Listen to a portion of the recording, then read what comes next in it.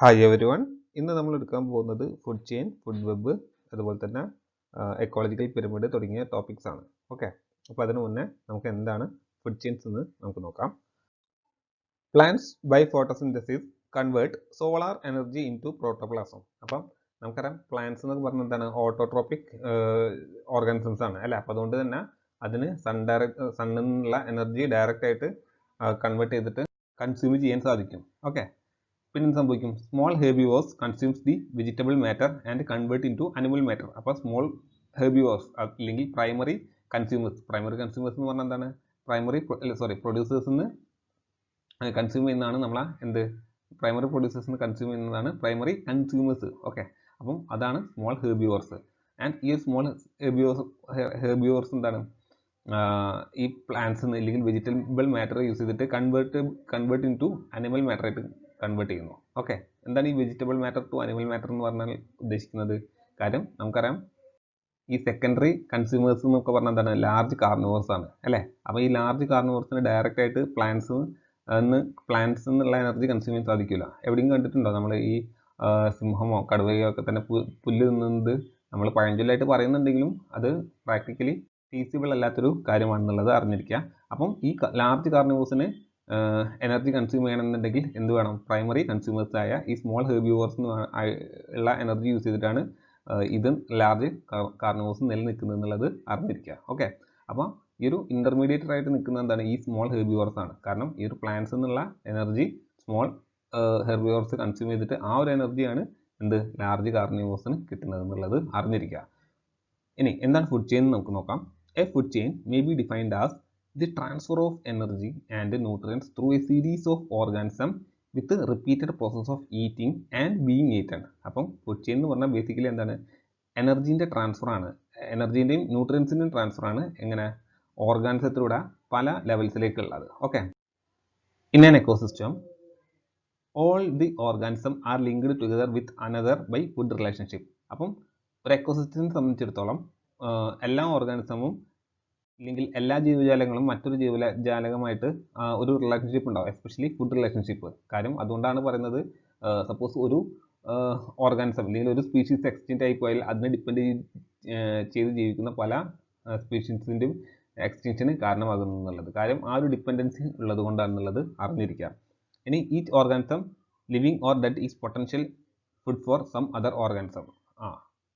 അപ്പം ചത്തതോ ജീവിച്ചിരിക്കുന്നതോ ആയിട്ടുള്ള ഓർഗാനിസം എന്താണ്, ബേസിക്കലി അത് ഒരു ഫുഡാണ് അല്ലെങ്കിൽ ന്യൂട്രിയൻസ് ആണ് ഇതിനുള്ള അതർ ഓർഗാനിസം. നമ്മളിങ്ങനെ പറയാറില്ലേ, അതായത് ഒന്ന് ചീഞ്ഞാൽ മറ്റൊന്നിന് വളം എന്ന് പറയാറില്ലേ. അപ്പം ചീഞ്ഞാൽ പോലും അതെന്താണ്, മറ്റൊരു ഓർഗാനിസത്തിന് വളം അല്ലെങ്കിൽ ബേസിക്കലി ഫുഡാണെന്നുള്ളത് അറിഞ്ഞിരിക്കുക. ഓക്കെ, അപ്പോൾ ജസ്റ്റ് ഒരു ഫുഡ് ചെയിൻ്റെ അറേഞ്ച്മെൻറ്റ് നമുക്ക് നോക്കാം. അപ്പോൾ നമുക്ക് എന്താണ്, പ്രൈമറി സണ്ണാണ് നമ്മുടെ എനർജി സോഴ്സ് എന്ന് പറഞ്ഞ്, ആൻഡ് ആ സണ്ണിൽ നിന്നുള്ള എനർജി നമ്മൾ ആദ്യം എന്ത് കൊടുക്കുന്നു, പ്രൊഡ്യൂസേഴ്സിലേക്ക് കൊടുക്കുന്നു.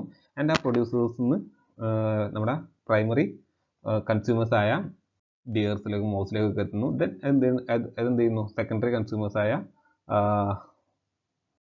ഒംനിവോഴ്സിലേക്കും ദെൻ കാർണിവോഴ്സിലേക്കും ദെൻ ഡെട്രിറ്റിവോഴ്സിലേക്കും ഡീകമ്പോസേഴ്സിലേക്കും ആൻഡ് ഫൈനലി എന്താണ്, തിരിച്ച് സോയിലേക്ക് ആ ഒരു മാറ്റർ ചെന്നെത്തുകയാണ് ചെയ്യുന്നത്. ആൻഡ് ഇതാണ് ഒരു ബേസിക് ഫുഡ് ചെയിൻ എന്ന് പറയുന്നത്. ഓക്കെ, ഫുഡ് ചെയിൻ എന്താണെന്ന് മനസ്സിലായെന്ന് വിചാരിക്കുന്നു.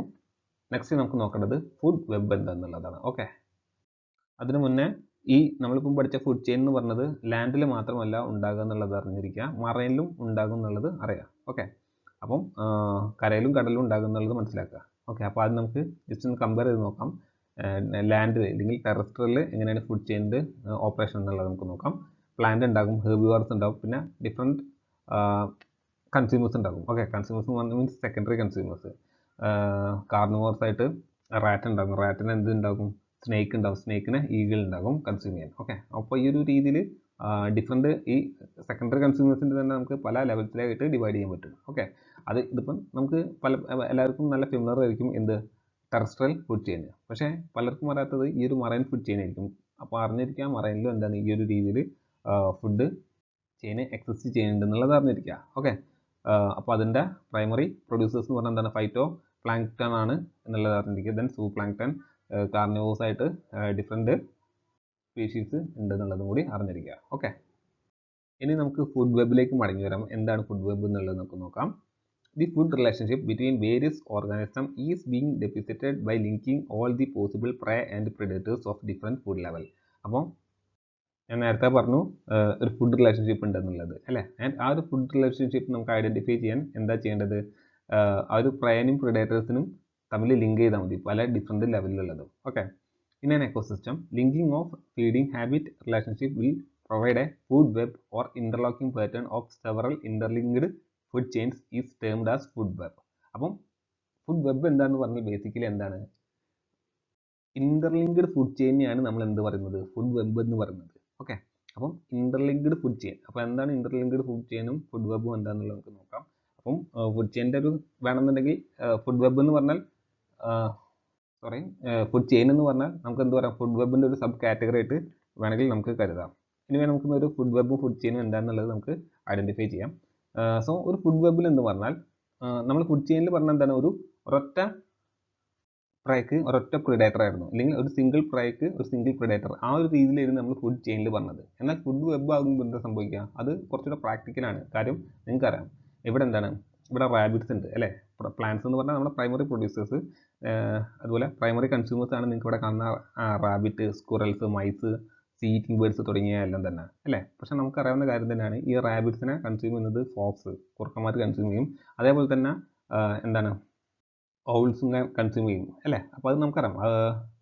ഈ ഒരു റാബിറ്റ്സിനെ ഫോക്സ് മാത്രമല്ല മറ്റ് കാർണിവോഴ്സും കൺസ്യൂം ചെയ്യുന്നുണ്ട് എന്നുള്ളത് മനസ്സിലാക്കുക.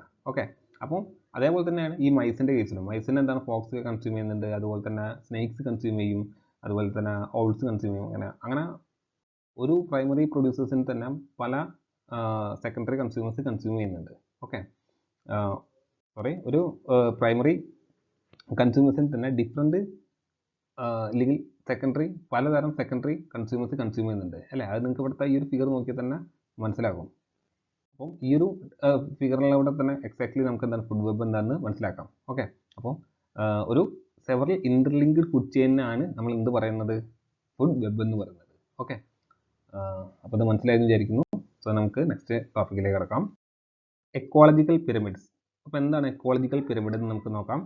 An ecological pyramid is a graphical representation that shows the relative amount of energy or matter contained within each trophic level in a food chain or food web. അപ്പോൾ നമ്മൾ തൊട്ട് മുന്നേ പഠിച്ച ഫുഡ് ചെയിനിലോ ഫുഡ് വെബിലോ ഉള്ള സ്പീഷീസിൻ്റെ energy ലെവലോ അല്ലെങ്കിൽ matter കണ്ടെയ്നറിനോ represent ചെയ്യുന്ന graphical റെപ്രസെൻറ്റേഷനാണ് നമ്മൾ ecological പിരമിഡിലൂടെ മനസ്സിലാക്കുന്നത്. ഓക്കെ, അല്ലെങ്കിൽ പഠിക്കുന്നത്. An ecological pyramid shows the relationship between consumers and producers at different trophic levels in an ecosystem. അപ്പം ഒരു എക്കോസിസ്റ്റത്തിലുള്ള ഡിഫറെൻറ്റ് ട്രോപ്പിക് ലെവലിലുള്ള പ്രൊഡ്യൂസേഴ്സിൻ്റെയും കൺസ്യൂമേഴ്സിൻ്റെ റിലേഷൻഷിപ്പാണ് നമ്മൾ എക്കോളജിക്കൽ പിരമിഡ്സിലൂടെ പഠിക്കുന്നത് ഇല്ലെങ്കിൽ മനസ്സിലാക്കുന്നത്. ഓക്കെ. അപ്പോൾ നമുക്ക് ആദ്യം ഒരു ടിപ്പിക്കൽ എക്കോളജിക്കൽ പിരമിഡ് എങ്ങനെ ഉണ്ടാകും എന്നുള്ളത് നമുക്ക് നോക്കാം. സോ ഇതാണ് ഒരു ടിപ്പിക്കൽ എക്കോളജിക്കൽ പിരമിഡ്. സപ്പോസ് നിങ്ങൾ അസ്യൂം ചെയ്യാം പ്രൊഡ്യൂസേഴ്സായിട്ട് നമുക്ക് എന്താണ് 1500 ബ്ലേഡ്സ് ഓഫ് ഗ്രാസ് ഉണ്ടെന്ന് കരുതുക. ഓക്കെ. ആൻഡ് അതാണ് എന്ത് നമ്മുടെ പ്രൈമറി പ്രൊഡ്യൂസേഴ്സ്. ആൻഡ് അതിന് തന്നെ നമ്മൾ എന്ത് പറയും? ഫസ്റ്റ് ട്രോപ്പിക് ലെവൽ എന്ന് പറയും. ആൻഡ് അതുപോലെ ഈ 1500 ബ്ലേഡ്സ് ഓഫ് ഗ്രാസ് കൺസ്യൂം ചെയ്യുന്ന എന്താണ്? പ്രൈമറി കൺസ്യൂമറായിട്ട് 29 ഗ്രാസ് ഹോപ്പേഴ്സ് ആണുള്ളത്. ഓക്കെ. അതാണ് സെക്കൻഡറി ട്രോപ്പിക് ലെവൽ. ദെൻ ഈ 29 ഗ്രാസ് ഹോപ്പേഴ്സിനെ കൺസ്യൂം ചെയ്യാനായിട്ട് ഏകദേശം എന്താണ് സെക്കൻഡറി കൺസ്യൂമറായിട്ട് ഏകദേശം ഫ്രോഗ്സ് 8 ഫ്രോഗ്സ് ആണ് ഉള്ളത്. അതാണ് നമ്മുടെ എന്ത് തേർഡ് ട്രോപ്പിക് ലെവൽ. ആൻഡ് അതുപോലെ ഈ 8 ഫ്രോഗ്സിനെ കൺസ്യൂം ചെയ്യാൻ ഒരു ഈഗിളോ ഉണ്ടാവുള്ളൂ. ഓക്കെ. അല്ലെങ്കിൽ അതാണ് നമ്മുടെ ഫോർത്ത് ട്രോപ്പിക് ലെവൽ അല്ലെങ്കിൽ ടേർണറി കൺസ്യൂമർ എന്നും പറയാറുണ്ട് ഈ ഒരു ടോപ്പ് ലെവലിലുള്ളത്. അപ്പോൾ നിങ്ങൾക്ക് ഇവിടേക്ക് നോക്കുമ്പോൾ ഒരു കാര്യം വ്യക്തമായി തന്നെ മനസ്സിലാക്കും. എന്താണ് ഈ ഒരു പിരമിഡ്? ഇതൊരു നോർമൽ അപ്രൈറ്റ് പിരമിഡാണ്. നമുക്ക് ഇൻവേർട്ടഡ് പിരമിഡും വരുന്നുണ്ട് ഒരു കേസിൽ, അത് പിന്നെ പഠിക്കാം. ഇനി നിങ്ങളിപ്പോൾ മനസ്സിലാക്കുക, ഈ പിരമിഡിൻ്റെ ടോപ്പിലേക്ക് പോകുന്തോറും എന്താണ് കൗണ്ട് കുറയാണ് ചെയ്യുന്നത് അല്ലേ. 1500 ഗ്രാസ് താഴത്തെ ലോവർ ലെവലിൽ ഉണ്ടായിരുന്നെങ്കിൽ മേലേക്ക് എത്തുമ്പോൾ എന്താണ് അതിൻ്റെ കൗണ്ട് അല്ലെങ്കിൽ എമൗണ്ട് കുറഞ്ഞ് വരികയാണ് ചെയ്യുന്നത്. അതുപോലെ തന്നെ എനർജി വൈസ് നോക്കുകയാണെങ്കിൽ ഈ മേലേക്ക് എത്തുന്തോറും എന്താണ് എനർജി കുറഞ്ഞ് വരികയാണ്. ഏറ്റവും കൂടുതൽ എനർജി ഉണ്ടാവുക എവിടെയായിരുന്നു? നമ്മൾ ഫസ്റ്റ് ക്ലാസ്സിൽ പറഞ്ഞിട്ടുണ്ടായിരുന്നു, ഈ പ്രൈമറി പ്രൊഡ്യൂസേഴ്സിൻ്റെ കേസിലായിരിക്കും ഏറ്റവും കൂടുതൽ എനർജി ഉണ്ടാകുക. അവിടുന്ന് ഓരോ ട്രോപ്പിക് ലെവലിലേക്ക് പോകുമ്പോൾ ഈ എനർജി കുറഞ്ഞ് വരിക എന്നുള്ളതൊക്കെ നമ്മൾ പഠിച്ചിട്ടുണ്ടായിരുന്നു അല്ലേ. സോ അതൊന്ന് നിങ്ങൾ റീകോൾ ചെയ്യുക. അപ്പോൾ ഇതാണ് ബേസിക് ആയിട്ട് എക്കോളജിക്കൽ പിരമിഡിലൂടെ നമ്മൾ പഠിക്കുന്നത് മനസ്സിലാക്കുന്നത്. ഓക്കെ, ഇതൊരു ഗ്രാഫിക് റെപ്രസെൻറ്റേഷൻ ആണെന്നുള്ളത് അറിഞ്ഞിരിക്കുക. എനർജീൻ്റെയും മാറ്ററിൻ്റെയും ഡിഫറെൻറ്റ് ട്രോപ്പിക് ലെവലിലുള്ളതിൻ്റെ ഒരു ഗ്രാഫിക്കൽ റെപ്രസെൻറ്റേഷൻ ആണ് ഈ ഒരു എക്കോളജിക്കൽ പിരമിഡിലൂടെ നമ്മൾ പഠിക്കുന്നത്. ഓക്കെ, നെക്സ്റ്റ് നമുക്ക് നോക്കേണ്ടത് ടൈപ്സ് ഓഫ് എക്കോളജിക്കൽ പിരമിഡ്സ് ആണ്. അപ്പോൾ പ്രധാനമായും നമുക്ക് 3 ടൈപ്സ് ഓഫ് എക്കോളജിക്കൽ പിരമിഡ്സ് ആണ് പഠിക്കാനുള്ളത്. ഫസ്റ്റ് വൺ ആണ് pyramid of number, pyramid of energy, pyramid of biomass. So ഇത് 3 നമുക്ക് 1 by 1 ആയിട്ട് തന്നെ നോക്കാം എന്തൊക്കെയാണെന്നുള്ളത്. ഓൾറൈറ്റ്, സോ ഫസ്റ്റ് വൺ ആണ് എന്ത്, നമ്മുടെ പിരമിഡ് ഓഫ് എനർജി. അപ്പോൾ ഈ ഒരു പിരമിഡ് ഓഫ് എനർജിയിൽ നമ്മൾ പ്രധാനമായും നോക്കുന്നത് എന്താണ്, എനർജി ഫ്ലോ ആണ്. ഈ ഡിഫറെൻറ്റ് ട്രോപ്പിക് ലെവലിൽ നടക്കുന്ന ഡിഫറെൻറ്റ് ഓവറോൾ എനർജി ഫ്ലോ ആണ് നമ്മൾ പിരമിഡ് ഓഫ് എനർജിയിലൂടെ മനസ്സിലാക്കുന്നത് ഇല്ലെങ്കിൽ പഠിക്കുന്നത്. ഓക്കെ, അപ്പം നമ്മുടെ പ്രൈമറി പ്രൊഡ്യൂസേഴ്സ് ആയിരിക്കും എന്ത്, ഈ ഒരു പിരമിഡിൻ്റെ ഏറ്റവും ലോവർ ലെവലിൽ ഉണ്ടാകില്ലെങ്കിൽ ഫസ്റ്റ് ട്രോപ്പിക് ലെവലിൽ ഉണ്ടാകുക. ആൻഡ് പ്രൈമറി പ്രൊഡ്യൂസേഴ്സിന് നമുക്ക് എന്ത് പറയാം, ഓട്ടോട്രോപ്സ് എന്ന് പറയാം. ആൻഡ് അതിൽ വരുന്നതാണ് എന്തൊക്കെ, ഈ പ്ലാന്റ്സ്, ട്രീസ്, ഗ്രാസ് ഒക്കെ തന്നെ. ഓക്കെ, സപ്പോസ് നിങ്ങൾ കരുതുക അല്ലെങ്കിൽ അസ്യൂം ചെയ്യുക, ഈ ഒരു primary producers 1000 kilo calorie of energy produce ചെയ്യേണ്ടതെന്ന് കരുതുക. ഓക്കെ, ഞാൻ നേരത്തെ പറഞ്ഞു അതിൻ്റെ എന്തായിരിക്കും 10% ആയിരിക്കും എന്ത് ഉണ്ടാകുക, നെക്സ്റ്റ് ട്രോപ്പിക് ലെവലിലേക്ക് പോകുള്ളൂ. ബാക്കി വരുന്ന 900 കിലോ കലോറി ഓഫ് എനർജി എവിടെയാണ് നഷ്ടപ്പെടുന്നത്, അല്ലെങ്കിൽ 900 കിലോ കലോറി ഓഫ് എനർജി നഷ്ടപ്പെടുന്നത് ഹീറ്റായിട്ടും അതുപോലെ തന്നെ റെസ്പിറേഷനുമായിട്ടാണ് എന്തുണ്ടാകുക, ഈ എനർജി നഷ്ടപ്പെടുക ഈ ഒരു പ്രൈമറി കൺസ്യൂമേഴ്സ് ആയ ഹെർബിവോർസിലേക്ക് എത്തിച്ചേരുമ്പോൾ. ഓക്കെ, ആൻഡ് ഈ ഒരു 1000 ബാക്കി എത്രയുള്ളത്, 100 കുറഞ്ഞു.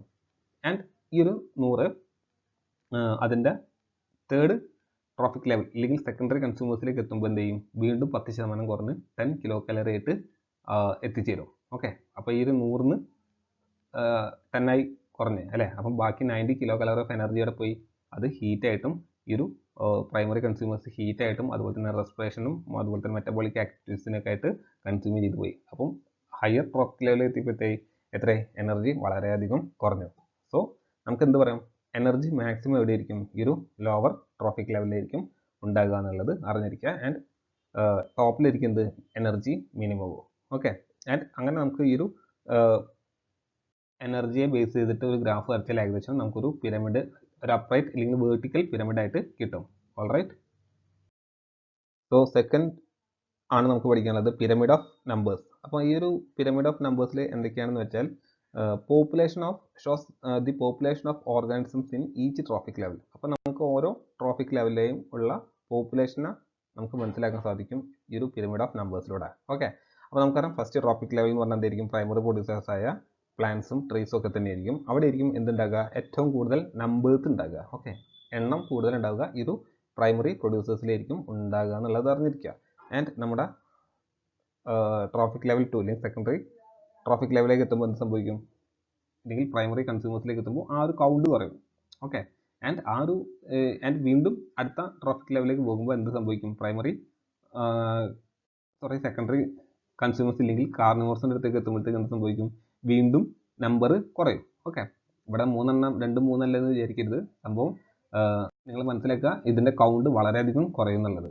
ഓക്കെ, ആൻഡ് നമ്മുടെ എപ്പെക്സ് പ്രെഡേറ്റർ എന്ന് പറഞ്ഞാൽ വളരെ കുറച്ച് പോപ്പുലേഷൻസും ഉണ്ടാവും, ഈ ലയന് അതുപോലെ തന്നെ ഈഗിൾ തുടങ്ങിയവയ്ക്കൊക്കെ. അതുപോലെ തന്നെ വെയിലായിരിക്കും നമ്മുടെ മറൈനിലുള്ള എപ്പെക്സ് പ്രെഡേറ്റർ എന്നുള്ളത് അറിഞ്ഞിരിക്കുക. ഓക്കെ, ഇനി നിങ്ങൾ ഇത്രയും അറിഞ്ഞിരുന്നാൽ മതി. ഞാനിവിടെ എക്സാക്ട് ഫിഗർ ഒന്നും കൊടുത്തിട്ടില്ല, എവിടെയും ഫിഗർ ഒന്നും നമുക്ക് കാണാൻ സാധിക്കില്ല. ഫിഗർ മീൻസ് എക്സാക്ട് നമ്പർ ഒന്നും കാണാൻ സാധിക്കില്ല എത്രയാണ് കുറയുന്നത് എന്നുള്ളത്. എനർജിയുടെ കേസിൽ നമുക്ക് ഏകദേശം നമുക്ക് കണ്ടെത്താൻ സാധിക്കും എത്രത്തോളം എനർജിയാണ് ഓരോ ട്രോപ്പിക് ലെവലിലേക്ക് പോകുന്നത് എന്നുള്ളത്. എന്നാൽ പിരമിഡ് ഓഫ് നമ്പേഴ്സിൽ നമുക്ക് എക്സാക്ട് കൗണ്ട് കണ്ടെത്താൻ സാധിക്കില്ല, കാരണം ഇത് പല ഫാക്ടേഴ്സിനെ ഡിപ്പെൻഡ് ചെയ്യുന്നുണ്ട്. ക്ലൈമറ്റ്, ലൊക്കേഷൻ തുടങ്ങിയ ഒരുപാട് ഫാക്ടേഴ്സിനെ ഡിപ്പെൻഡ് ചെയ്യുന്നത് കൊണ്ട് തന്നെ ഒരു എക്സാക്ട് നമ്പർ നമുക്ക് പിരമിഡ് ഓഫ് നമ്പേഴ്സിൽ പറയാൻ സാധിക്കില്ല. എന്നാലും ഏറെക്കുറെ ഈ ഒരു പാറ്റേണിലായിരിക്കും പിരമിഡ് ഓഫ് നമ്പറിൽ സ്പീഷീസിൻ്റെ കൗണ്ട് അല്ലെങ്കിൽ പോപ്പുലേഷൻ കുറയുന്നത് എന്നുള്ളത് അറിഞ്ഞിരിക്കുക. ഓക്കെ, ഇവിടെയും നമുക്ക് എന്താണ്, ഒരു അപ്രൈറ്റ് അല്ലെങ്കിൽ വേർട്ടിക്കൽ പിരമിഡാണ് കിട്ടുക എന്നുള്ളതും കൂടി നിങ്ങൾ മനസ്സിലാക്കുക.